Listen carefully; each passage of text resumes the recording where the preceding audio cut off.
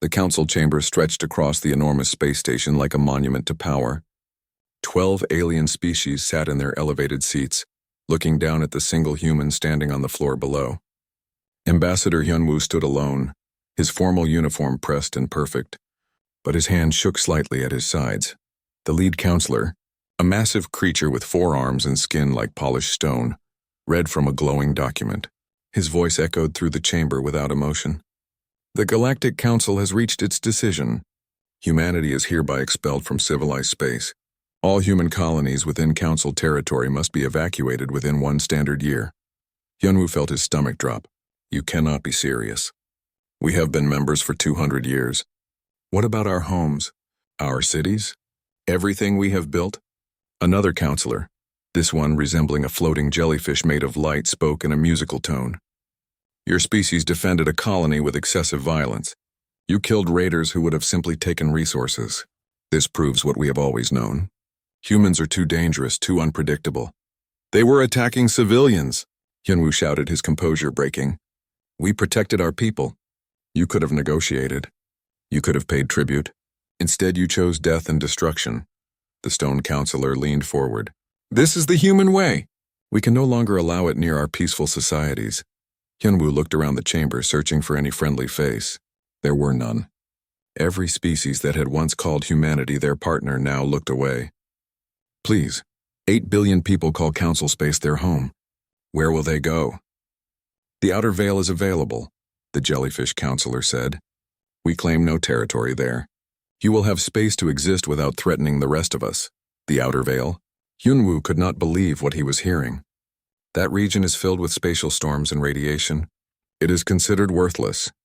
Then it suits you perfectly, the stone counselor said. The vote was unanimous. This discussion is over. You have 1 year. Captain Ji-won watched the news broadcast in her quarters aboard the military vessel Determination. She saw Hyunwoo's face on the screen, pale and defeated as he explained the council's decision to the human worlds. Behind him, alien counselors walked past without looking at him, as if he had already ceased to exist. She turned off the screen and stared at the wall. Ji-won had served in the defense forces for 20 years. She had fought pirates, protected trade routes, and kept human colonies safe. She had done everything by the book, following every council regulation. And this was how they repaid humanity. Her communication device buzzed. Admiral Minji's face appeared. The older woman looked tired and angry. Ji-won, I need you to start organizing evacuation protocols. You will be leading one of the main fleets. We are really doing this? We are just leaving? Ji-won could not keep the anger from her voice. What choice do we have? Minji asked. If we fight, they will destroy us. The council has 1,000 ships for every one of ours. We have to be smart. Smart would have been not trusting them in the first place. Minji's expression softened. I know. I argued for armed resistance in the emergency meeting.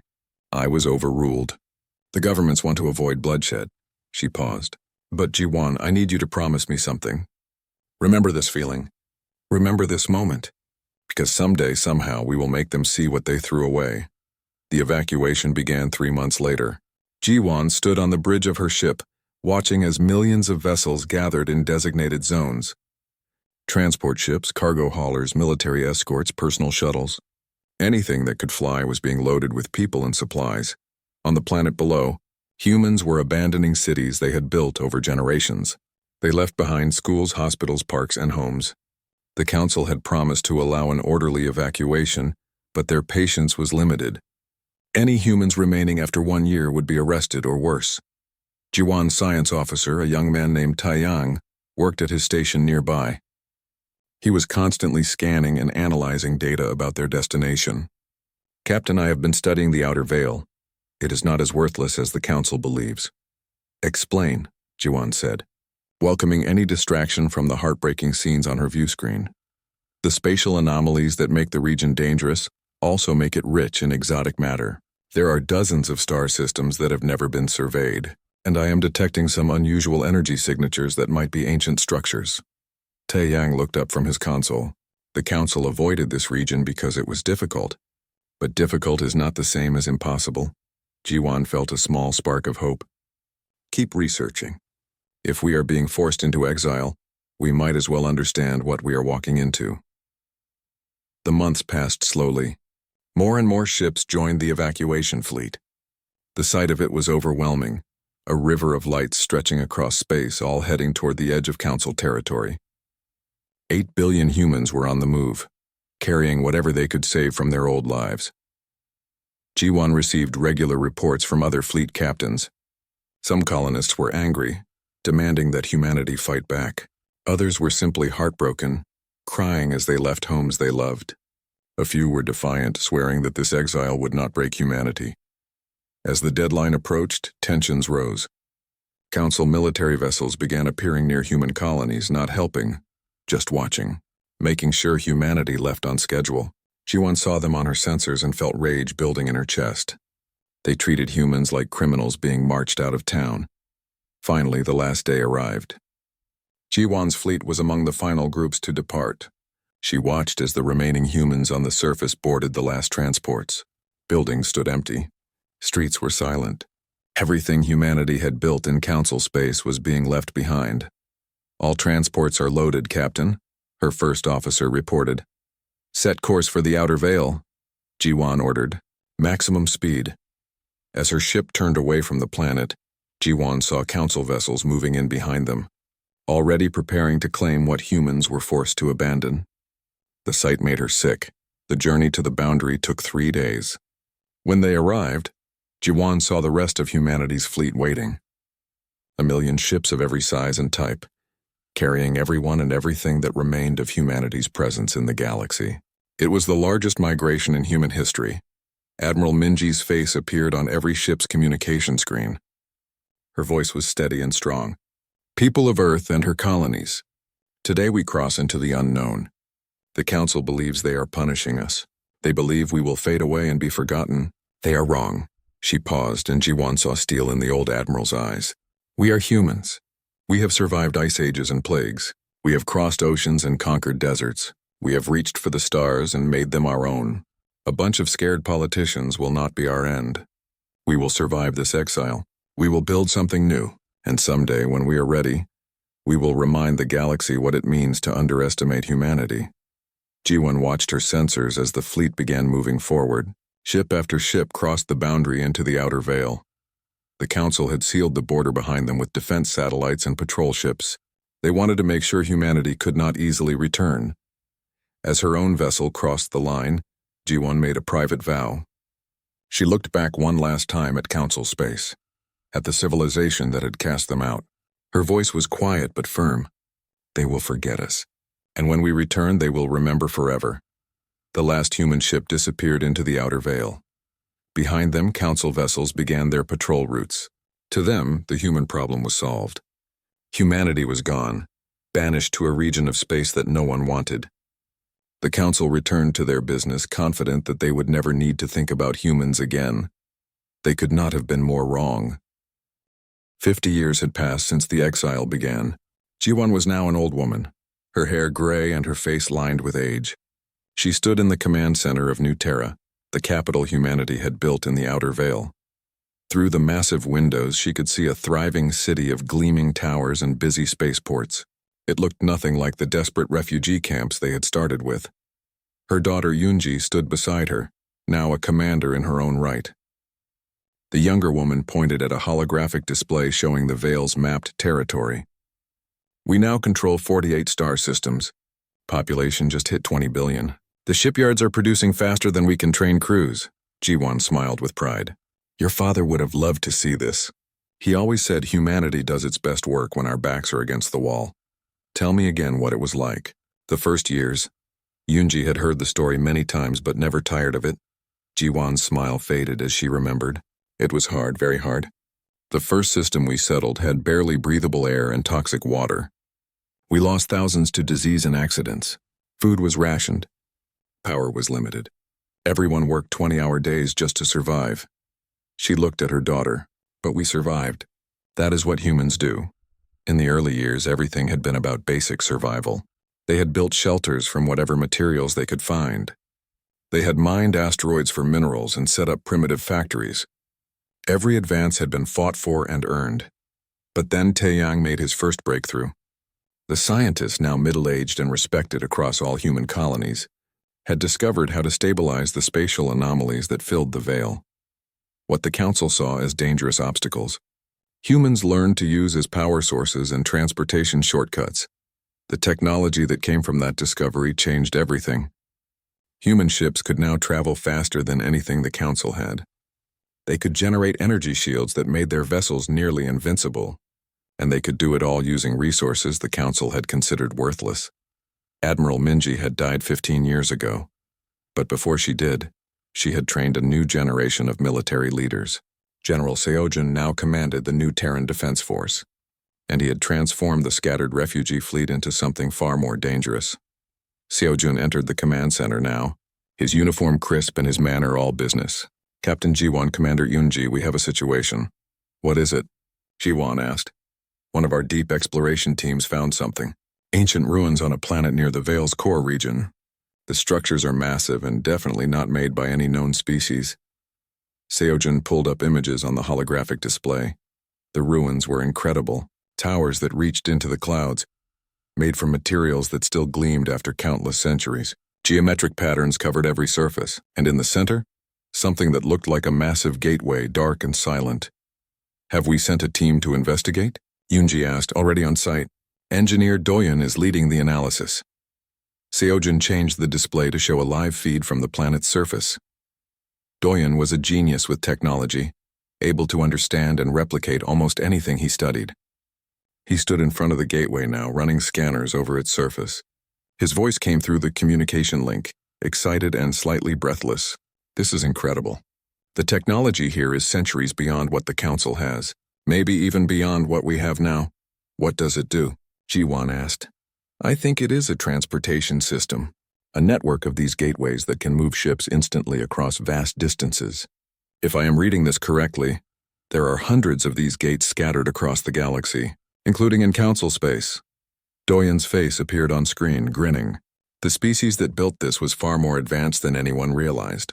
"I am calling them the precursors." Yoonji leaned forward, studying the gateway. "Can you make it work?" "Give me time. The systems are dormant but intact. I need to understand the activation sequence and power requirements." Doyon turned back to his work. "But yes, I believe I can make it work." Over the next 10 years, humanity's understanding of precursor technology expanded dramatically. Doyon and his teams found more ruins and more gateways. They discovered data archives that contained star maps, scientific formulas, and warnings. The warnings were concerning. The precursors had written about a great threat coming from outside the galaxy, something that had destroyed their civilization despite all their power and knowledge. The records were fragmented, but the message was clear: be prepared for what comes from the dark. Ji-won did not like the sound of that. She ordered increased military production and expanded the defense force. If some ancient threat was out there, humanity would not be caught unprepared. Meanwhile, humanity's population continued growing. People were having children again, no longer afraid of bringing new life into an uncertain world. Cities spread across dozens of planets. Culture and art flourished.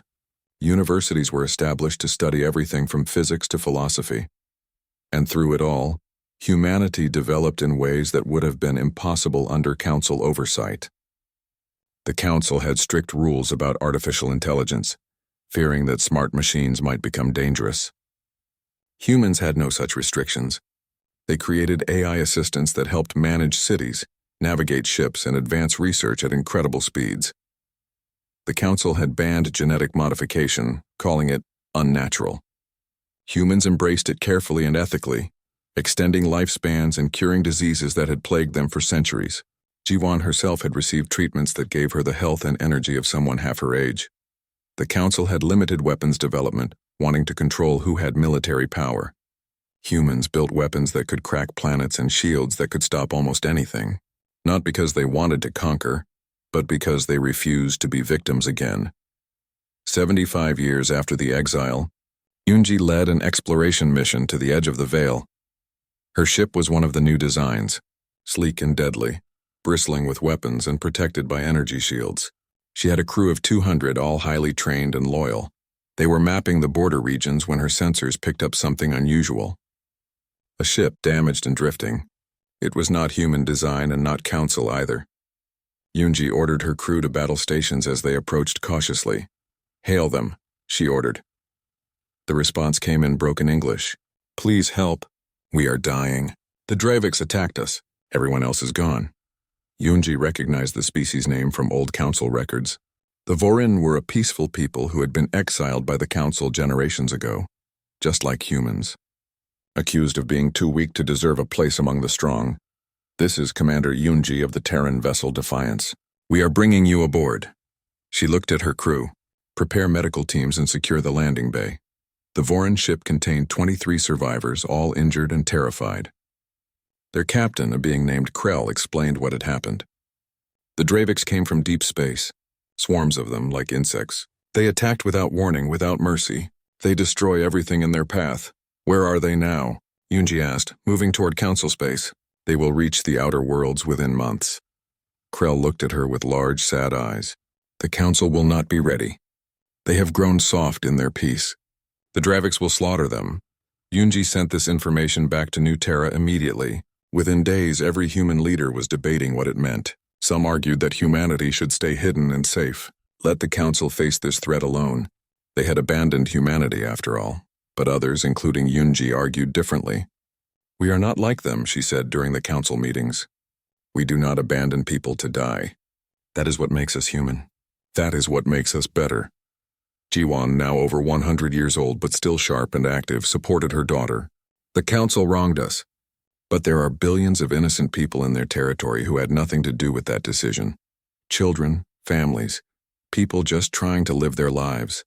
We save them not for the council but for ourselves, because we are better than they are. The vote was close, but humanity decided. They would intervene, but not as beggars asking for acceptance. They would arrive as equals, offering help on their own terms. General Seojin began mobilizing the defense force. Ships were prepared and crews were briefed. The plan was simple. Send a reconnaissance fleet first to assess the situation. If the Draviks' threat was real and severe, humanity would commit their full forces. Yunji volunteered to lead the reconnaissance mission. Jiwan tried to talk her out of it, but the younger woman was determined. You taught me to never back down from what is right. I'm not starting now. 100 years had passed since the exile. The council had forgotten about humanity, assuming they had died out or faded into nothing in the hostile veil. They were about to discover how wrong they were. Yunji's fleet prepared to depart. 20 ships, each one more advanced than anything the council possessed. They would cross the border for the first time in a century.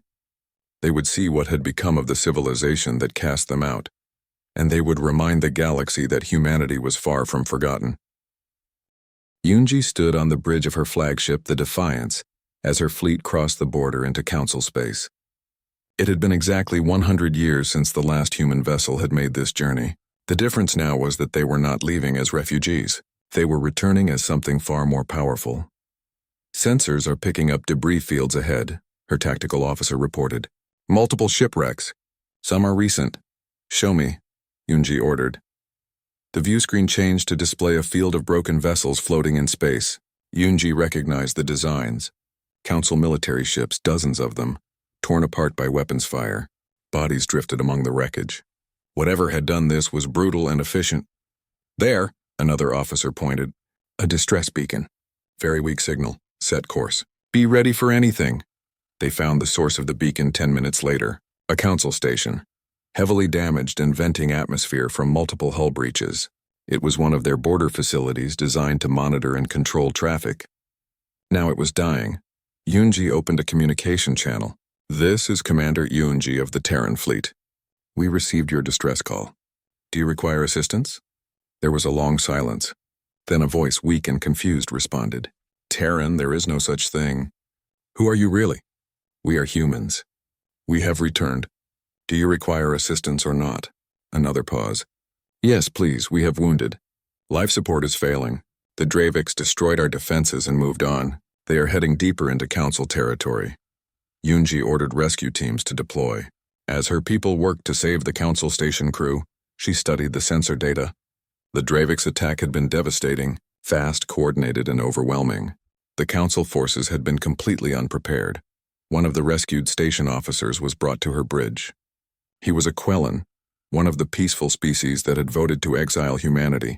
He stared at Yunji and her crew with wide eyes. You are really human? But you were supposed to be gone. Dead or scattered? We survived, Yunji said simply. Tell me about the Draviks. Where are they now? The officer pulled up a map showing council space. Red markers indicated Dravik's positions. There were far too many of them. They came from outside the galaxy 3 months ago. Thousands of ships all acting like a swarm.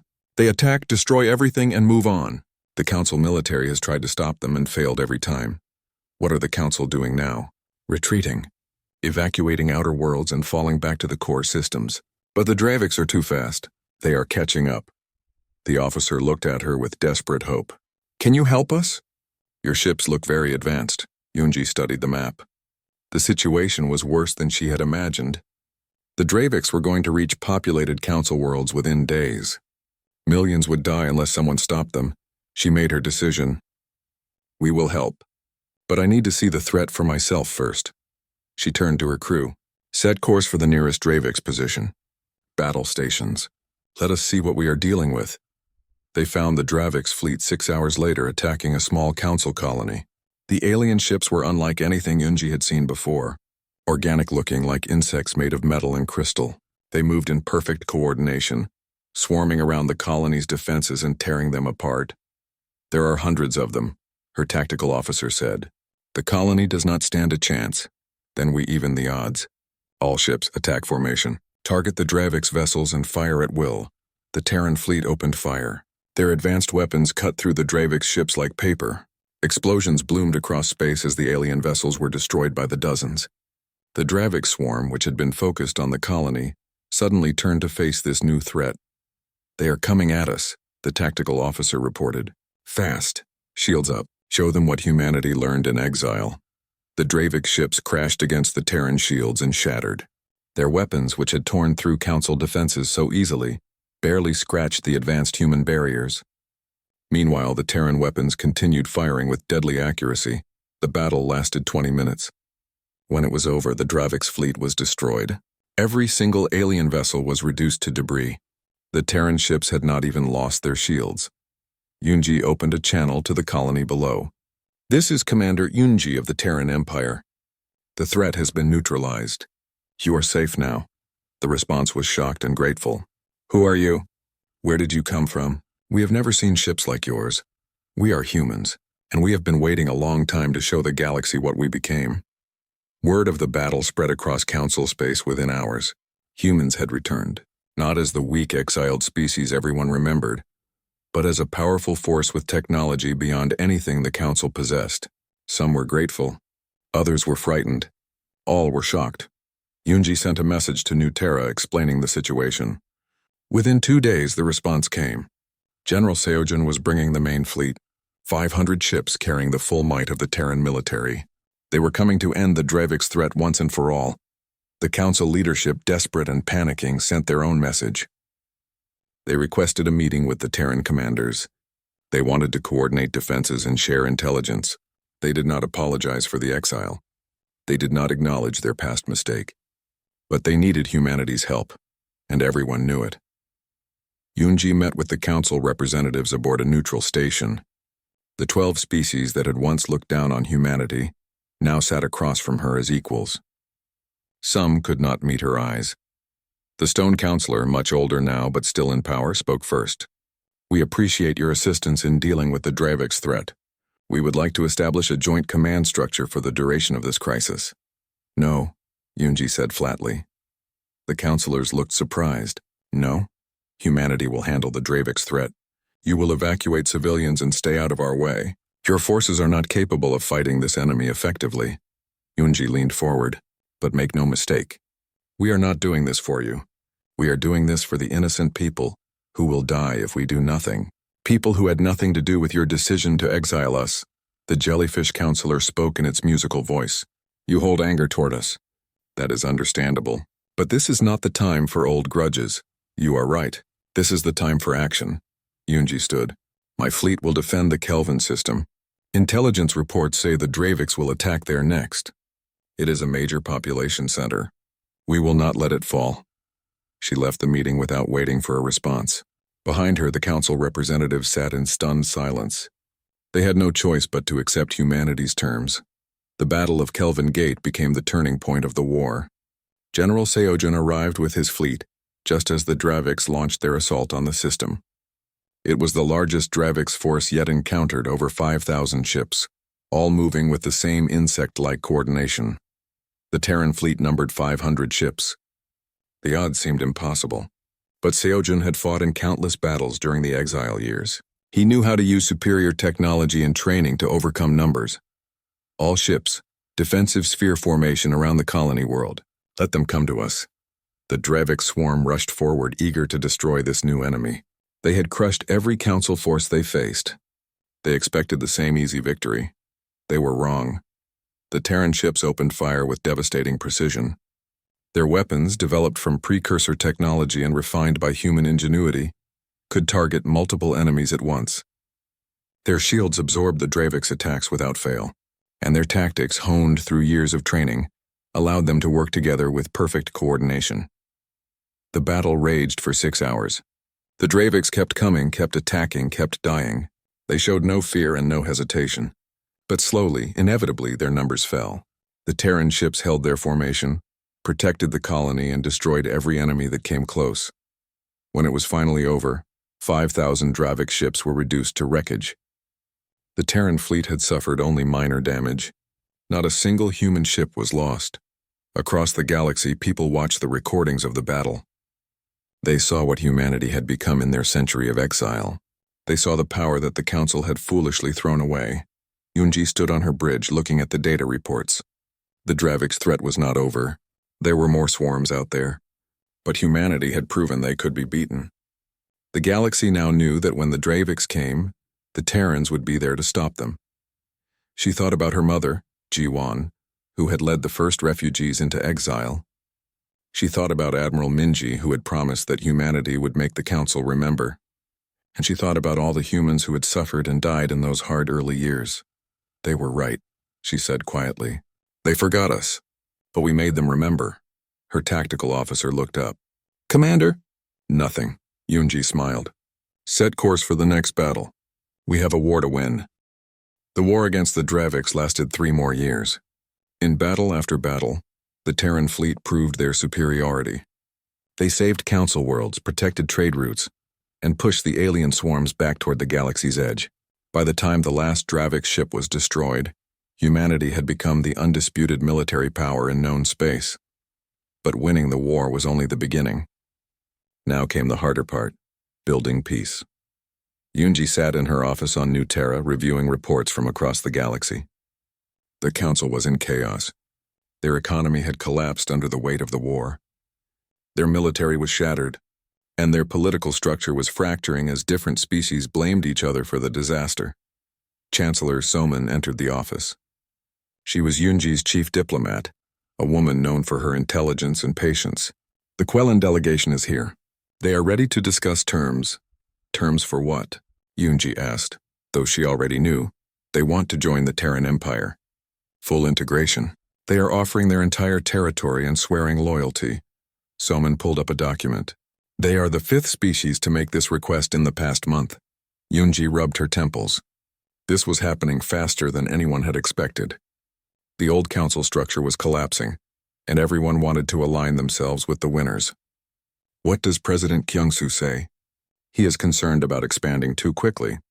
But he also knows we cannot leave a power vacuum. Someone will fill it, and it might be someone worse than the old council.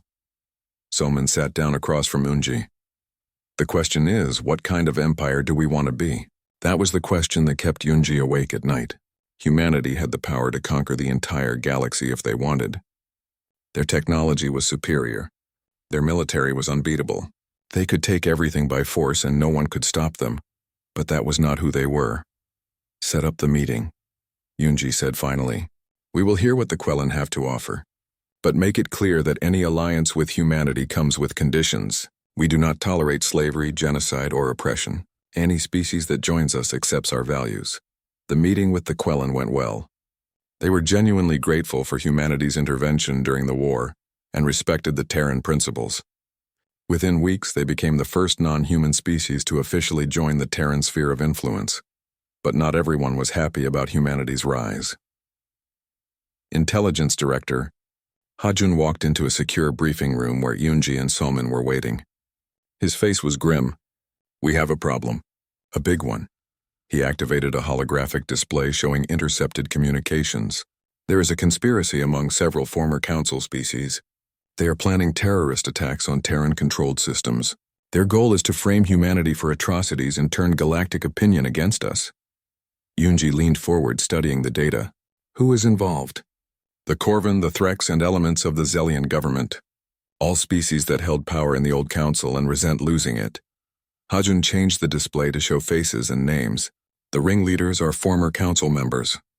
They would rather see the galaxy burn than accept human leadership." "Evidence?" Somin asked. "Solid. Communication intercepts, financial records, and we even have an informant inside their organization." Hajun looked at Yoonji. "They are planning to strike within the month. Multiple targets, civilian stations and colony worlds. They want to cause mass casualties and make it look like humanity is turning into conquerors." Yoonji felt anger rising in her chest. After everything humanity had done to save the galaxy, these people were planning to murder innocents just to protect their pride. "Recommendations?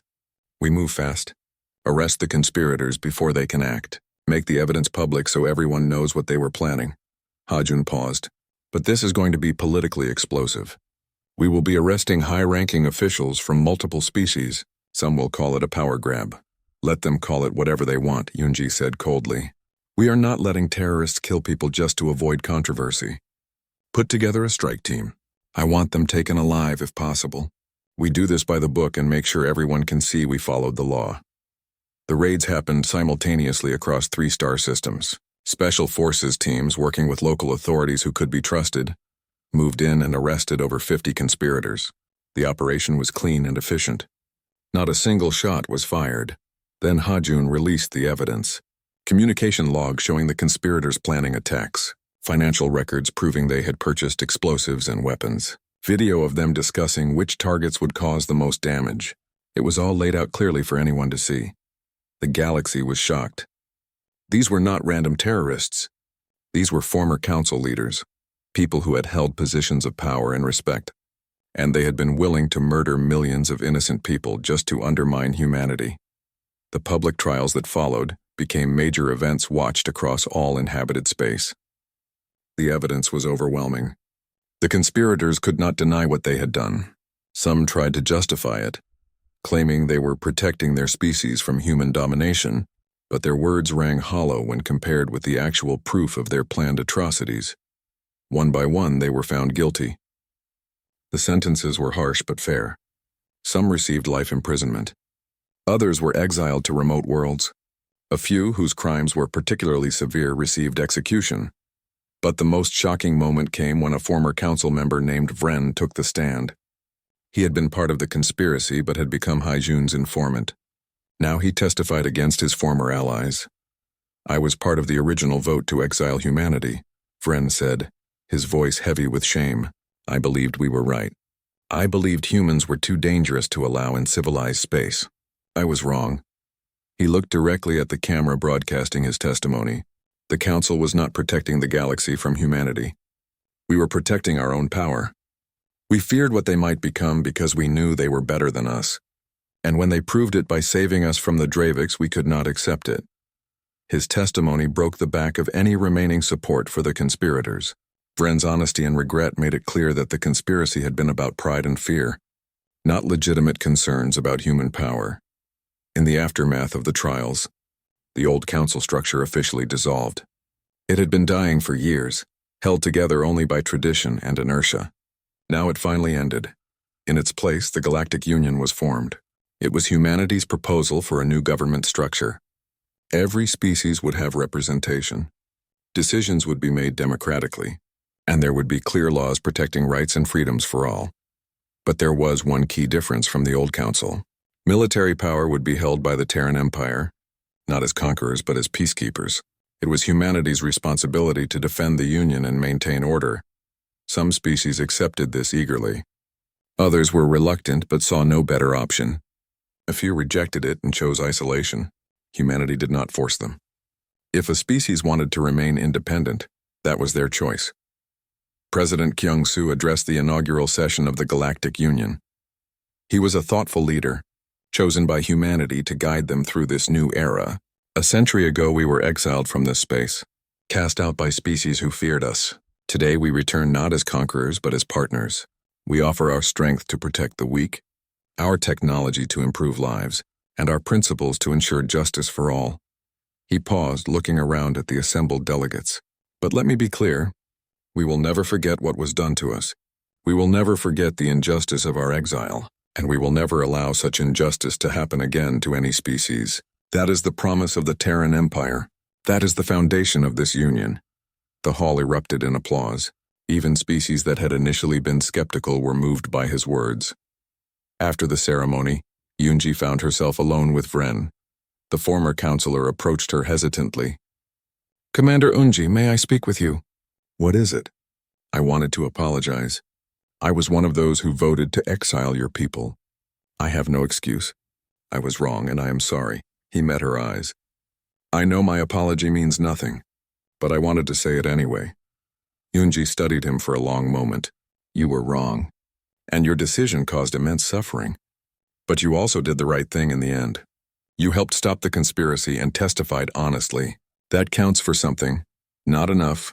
No, not enough. But it is a start." Yoonji turned to leave, then paused. The old council treated species as either strong or weak, worthy or unworthy. We will not make that mistake. In the Union, everyone has value. Everyone deserves justice. Even people who wronged us. As she walked away, Yoonji thought about how far humanity had come. From exiled refugees to leaders of a galactic government. From forgotten outcasts to the most powerful force in known space. They had not achieved it through conquest or cruelty. They had achieved it by being better than those who had cast them out. By saving lives instead of taking them. By building instead of destroying. Admiral Jinho, who now commanded the expanding Terran fleet, met with Yoonji later that evening. "The border regions are secure. We have patrol routes established and defense stations being built. Any threat that comes will have to go through us first. Good. Make sure our people know they are not conquerors. They are protectors." Yoonji looked out at the stars. 10 years had passed since the formation of the Galactic Union. The galaxy was a different place now. Trade flourished under Terran protection. Technology advanced rapidly as species shared knowledge freely. Peace held because the Terran fleet ensured it. Yoonji stood in the memorial park on New Terra. Around her, thousands of stone markers bore the names of humans who had died during the exile. Those who had perished in the early years of desperate survival. Those who had given their lives fighting the Draviks. Those who had simply not lived long enough to see humanity's triumph. Today was the centennial anniversary of the exile.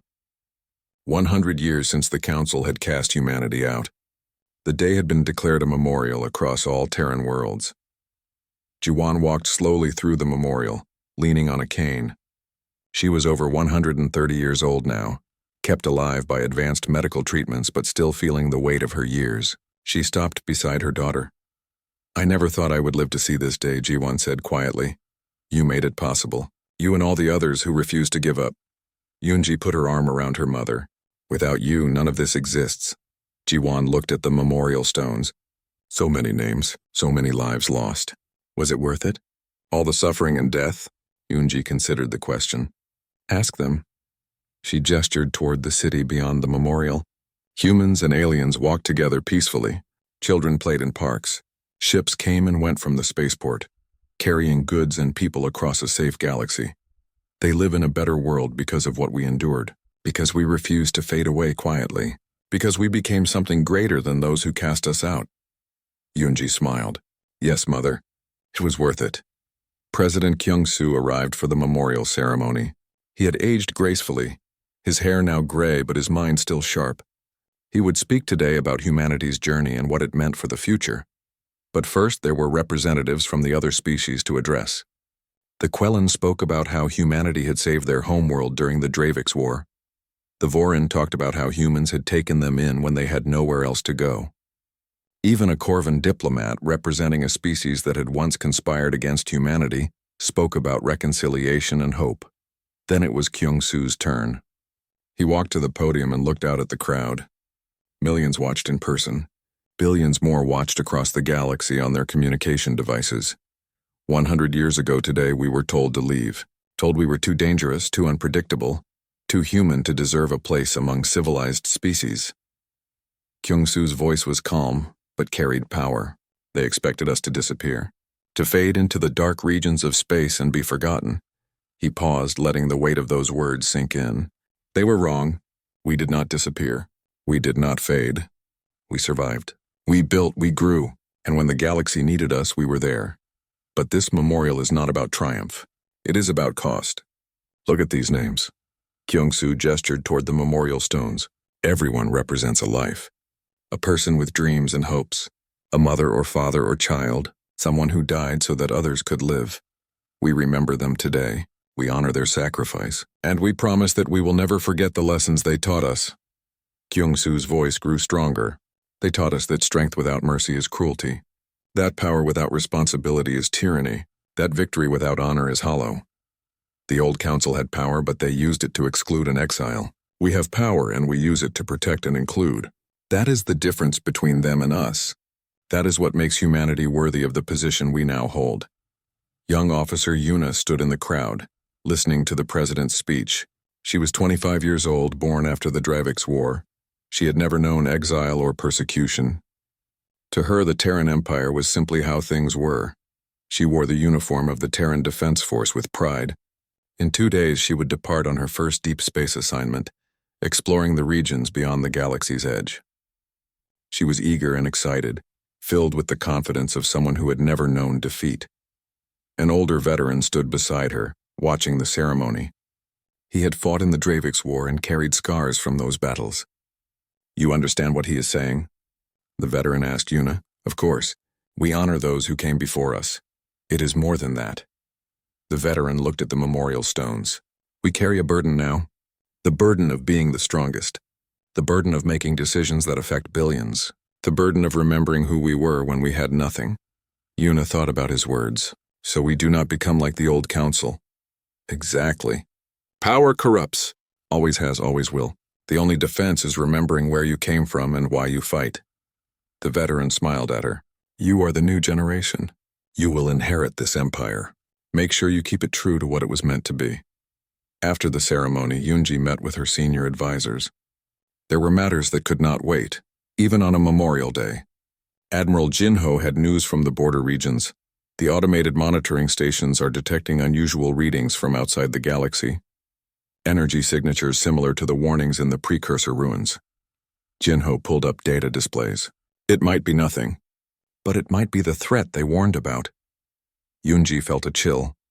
The precursors had been far more advanced than any current species. If they had been destroyed by something from outside the galaxy, that threat could be returning. Recommendations? Increase border patrols, establish early warning systems, and continue studying the precursor ruins to learn everything we can about what they faced. Jinho met her eyes. We cannot ignore this, Commander. Agreed. Put together a task force. I want our best scientists and military personnel working on this. Yoonji made notes on her personal device. And let us keep this quiet for now. Don't need to cause panic until we know more. As the meeting ended, Yoonji walked to her office window and looked out at the city. New Terra had grown far beyond the desperate refugee camps of a century ago. It was now one of the most advanced and beautiful cities in the galaxy, a symbol of what humanity had achieved, but threats still existed. The Dravix had been defeated, but their remnants still caused trouble in remote regions. The political situation in the Union was stable, but required constant attention. And now, possibly, an ancient threat was returning. Historian Sunwoo was working on a comprehensive record of humanity's journey from exile to empire. He had interviewed thousands of people, collected millions of documents, and spent years piecing together the story. Now he brought his findings to Yoonji. I wanted you to see this before I publish, Sunwoo said, showing her sections of his work. It is the complete history of our people in the Outer Veil and our return to the galaxy. Yoonji read through the pages. It was all there. The pain of exile, the desperate early years, the slow building of civilization, the technological advances, the war with the Dravix, The formation of the Union. Nothing was hidden or sanitized. You show our mistakes too, Yunji noted. The times we were harsh or made wrong decisions. Of course. History is not propaganda. We made mistakes. We were not perfect. But we learned and we grew. Sunwoo smiled. That is what makes the story powerful. Not that we were always right, but that we kept trying to be better. Publish it. Let everyone see the truth, good and bad. The centennial celebration continued for a week. Across Terran space, people gathered to remember and celebrate. There were parades and concerts. Museums opened exhibits about the exile years. Schools taught lessons about what humanity had overcome. And in quiet moments, in homes and parks and ships, people told stories. Grandparents shared memories with grandchildren. Veterans spoke about battles long past. Scientists discussed the breakthroughs that had changed everything. On the last day of the celebration, Yunji visited Jiwon one final time. Her mother was tired now, ready to rest. They sat together in Jiwon's apartment, looking out at the city lights. "I'm proud of you," Jiwon said. "You became everything I hoped you would be. Strong but kind. Powerful but just. I learned from you. Then I did something right." Jiwon squeezed her daughter's hand. "When I die, and it will be soon, I want you to know I die happy. I saw our people survive. I saw them thrive. I saw them become better than those who cast us out. That is enough." "You are not dying yet," Yunji protested, but Jiwon just smiled. "Everyone dies eventually, even with your fancy medical treatments." She looked at her daughter with love and pride. "But I am not afraid. I know humanity is in good hands. Yours and the generation coming after you." 3 months later, Captain Jiwon passed away peacefully in her sleep. She was buried in the memorial park, her stone placed among those she had led into exile so long ago. The entire Terran Empire mourned. The woman who had promised they would make the council remember was gone, but her legacy lived on. Yunji stood at her mother's grave, speaking to the stone as if Jiwon could still hear. "We did it, Mother. We made them remember. We became unforgettable." She placed flowers on the grave. "Now we have to make sure we stay worthy of that memory." A week later, Officer Yuna departed on her exploration mission. Her ship, the Pioneer, was heading toward the unknown regions beyond the galaxy. She carried the hopes and dreams of humanity with her, just as Jiwon had carried them a century before. As the Pioneer jumped into faster-than-light travel, leaving known space behind, Yuna thought about the memorial ceremony and the president's speech.